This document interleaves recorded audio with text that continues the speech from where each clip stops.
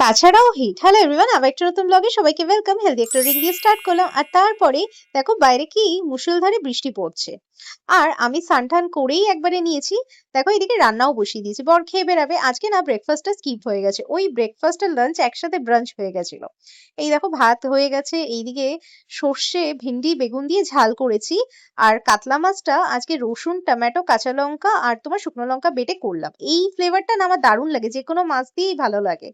আর এদিকে শাক রান্না করেছেন, খুবই সিম্পল, সঙ্গে গন্ধরাজ লেবু তো লাগবেই। তো আমিও একবারই ভাত খেয়ে নিয়েছিলাম।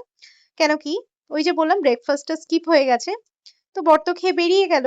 এইদিকে আমি ভেবেছিলাম সন্ধ্যেবেলা কিছু একটা বানাবো, তারপরে খেয়ে দিয়ে অ্যাপেল ট্যাপেল খেয়ে আমি একটা সিরিজ দেখতে দেখতে ঘুমিয়েও পড়েছিলাম। কেন, এত ভালো ওয়েদারে ঘুম তো মানে একদম কম্পালসারি, মানে ওই ভাত ঘুম আর কি এই বৃষ্টির মধ্যে। যাই হোক, বর দেখি ঘুম থেকে উঠেই কলিং বেল বাজিয়ে দেখছি আলুর পরোটা নিয়ে এসছে। তো বলছে রায়তাটা ফুরিয়ে গেছিল।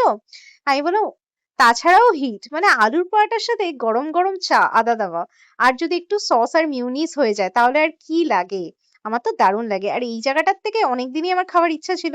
অ্যাকচুয়ালি বর এখান থেকে খায়, তো বলেছিল তোমাকে খাওয়াবো, তো দারুণ।